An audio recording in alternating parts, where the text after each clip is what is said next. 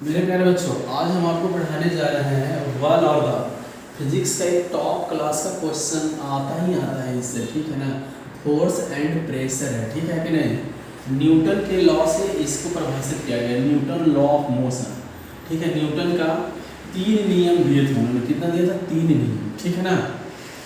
कहता है कि कोई भी गत्यावस्था में, लिखा हुआ ये जो है इसको मैं अपनी भाषा में बता रहा हूँ कि कोई भी वस्तु अपनी गत्यावस्था को तब तक बनाए रखना चाहता है जब तक कोई इस पर न बाहरी बल न धक्का दे, मुक्का दे, इसको न धकेले। लिखा हुआ यहाँ पे कि कोई वस्तु जब तक स्थिर रहेगी या नियत रहे चलेगी जब तक उस पर कोई बाहरी बल, है ना, कार्य न करता, ठीक है। तो यही है यहाँ पे लिखा हुआ। इस नियम को जड़त्व का नियम भी कहते हैं, ठीक है ना। जड़त्व के नियम के बारे में सबसे पहले गैलीलियो ने बताया था। किसने बताया था? गैलीलियो ने। दूरबीन की खोज इसलिए करा था। किसी वस्तु का वह गुण जो उस गति की अवस्था में किसी भी प्रकार का परिवर्तन विरोध करता हो वो जड़त्व कहलाता है। विरोध करना। आगे देखते हैं, समझते हैं चीज़ों को। विराम क्या होता है? इनर्शिया का, तो इनर्शिया ऑफ रेस्ट की बात है कि किसी वस्तु को अपनी विरामावस्था में परिवर्तन करने में असमर्थ होना, मतलब हम हैं और हम चेंज नहीं हो रहे, तो वो हमारा जड़त्व है, विराम है, ठीक है ना। एक प्रकार का डिस्प्लेसमेंट भी कह सकते हैं।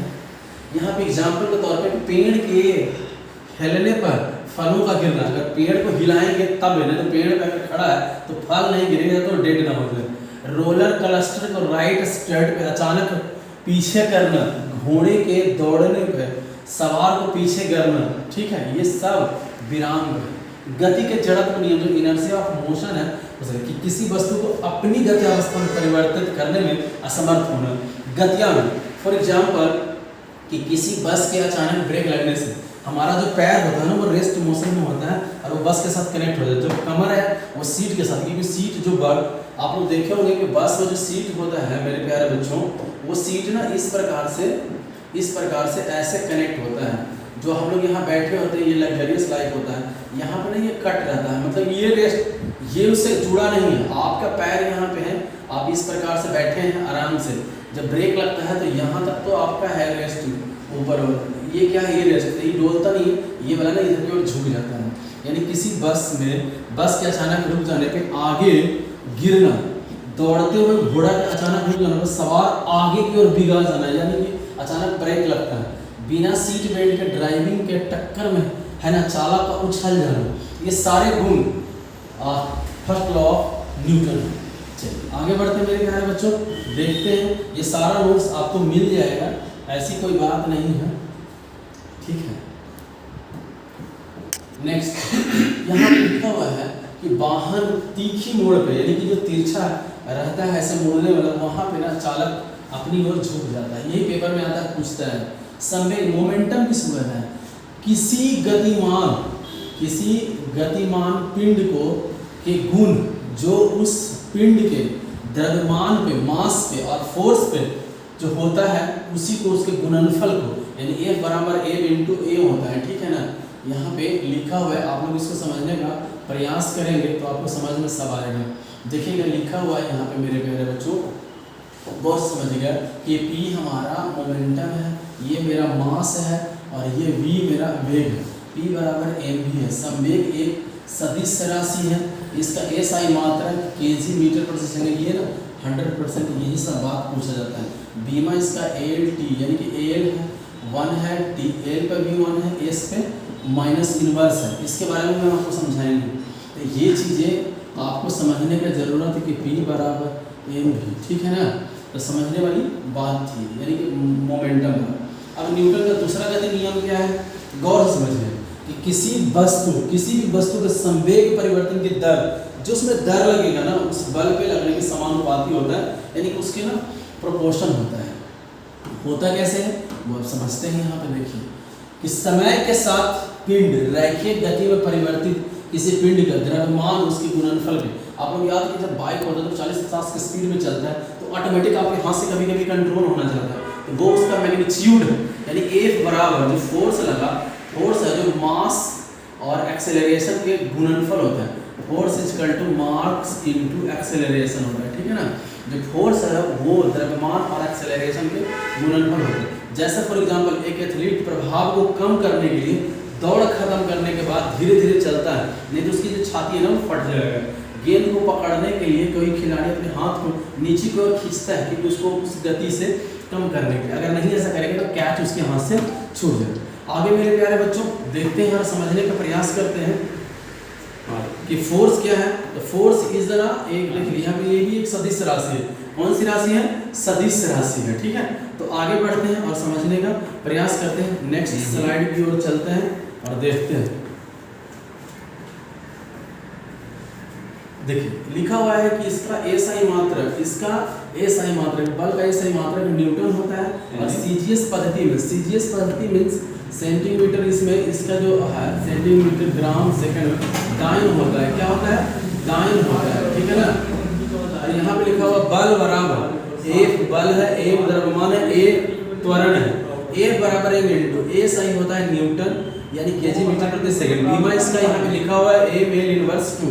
सीजीएस पद्धति में डाइन होता है जो ग्राम सेंटीमीटर स्क्वायर के बराबर होता है। नोट एक डाइन बराबर 10 के, एक न्यूटन बराबर 10 के पावर 5 डाइन होता है।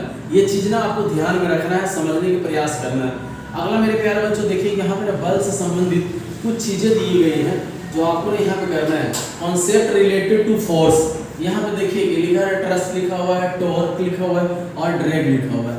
यानी कि जब यहाँ पे ट्रस्ट होगा कि किसी वस्तु को वेग को बढ़ाना, यहाँ पे लिखा हुआ है तो थ्रस्ट लिखा हुआ है। फिर इसके लिए टॉर्क है, टॉर्क की घूर्णन की गति को उत्पन्न करना है। यहाँ पे ड्रैग लिखा हुआ है किसी वस्तु को है ना वेग को कम करना है यानी कि ब्रेक लगाना है। अब लिखा है संवेग में संरक्षण यानी कि कन्वर्सन ऑफ मोमेंटम। अब मोमेंट को कैसे करेंगे? कि न्यूटन के द्वितीय गति नियम से स्पष्ट होता है कि जब भी कोई वस्तु, यदि किसी वस्तु पर कोई भी बल अगर आरोपित ना हो, संवेग में परिवर्तन नहीं हो, तो अर्थात संवेग नियत रहता है। यानी कि force is equal to, force लिखा हुआ है कि फायरिंग आफ्टर फायरिंग, जब संवेग रहेगा तो मोमेंटम रहेगा, तो मोमेंटम बढ़ेगा वेग के साथ और वेलोसिटी के साथ, दोनों जीरो हो जाएगा। आगे हम लोग देखने का प्रयास करते हैं नेक्स्ट स्लाइड पे। यहाँ पे समझिए, देखिए ये क्वेश्चंस हैं, ये क्वेश्चंस हम आपको बाद में कराएंगे। ठीक है, तब तक के लिए यहाँ पे हम लोग देखते हैं मेरे प्यारे बच्चों न्यूटन का तृतीय गति नियम। ठीक है ना, न्यूटन के तृतीय गति नियम के लिए हम लोग यहाँ पे जानेंगे। न्यूटन के थर्ड लॉ क्या है आप लोग को समझने का प्रयास करना है। ठीक है ना, न्यूटन के थर्ड लॉ आपको यहाँ पे समझने का प्रयास करना है। ठीक है, कहता है ना कि कोई भी कार्य के विपरीत उल्टा प्रतिक्रिया, यानी कहने का मतलब कि देखिए प्रत्येक क्रिया के सदैव बराबर विपरीत प्रतिक्रिया, जितना कस के आप मारेंगे उतना कस के आपको चोट लगेगा। समझ गया कि नहीं? जैसे एग्जांपल लिखा हो, एक तैराक पानी की ओर बढ़ता है और पानी के पीछे धक्का देता है, यानी कि ऐसे स्वीप करता है। ठीक है ना, स्विमर बंदूक की गोली से चलने पर जितना कस के गोली जाता है उतने कस के बैक आता कंधा तोड़ता भी। रॉकेट का सिद्धांत इसी पे चलता है। अब यहाँ पे लिखा हुआ है, देखिएगा समझिएगा, 70 केजी का आदमी 50 न्यूटन के बल को 50 केजी के आदमी को धक्का देता है, तो 50 केजी वाला आदमी दूसरे व्यक्ति को कितने बल धक्का देगा? यहाँ पे ना 50 न्यूटन के बल था क्योंकि क्रिया के बल के समान हुआ था, इसीलिए यहाँ कुछ नहीं होएगा। ठीक है, क्योंकि 50 केजी का 50 केजी का धक्का देगा तो कुछ भी नहीं होगा।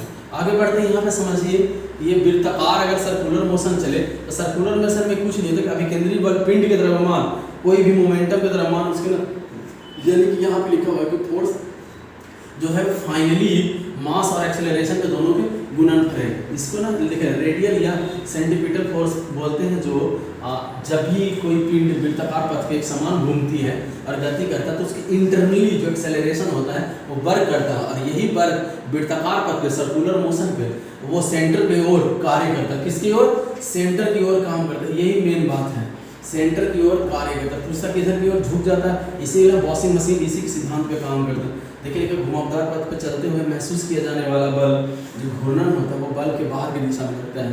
तो कोई बात नहीं, आपको समझने का है। ये देखिए यहाँ पे बनाया हुआ, और यहाँ पे ये रोड है, ये सेंटीपिटल फोर्स और ये ग्रेविटी है, ग्रेविटी अपनी ओर खींचती है। तो ये चीज़ें आप लोगों को समझने की ज़रूरत था। ये सारा नोट्स है जो आपको समझना चाहिए और देखना चाहिए। ठीक है, और इसको हो सके तो कॉपी पे नोट कर लिया करिएगा। ठीक है ना, ये टेलीग्राम पे मिल जाएगा। ठीक है ना, ये सब ये सारा मैथ है जो हम आपको अगले स्लाइड में अगले दिन आपको ये सारा कुछ आपको ना बता देंगे, देख लीजिएगा। तो आशा करता है आपको समझ में आ रहा होगा आज की चीज़ें।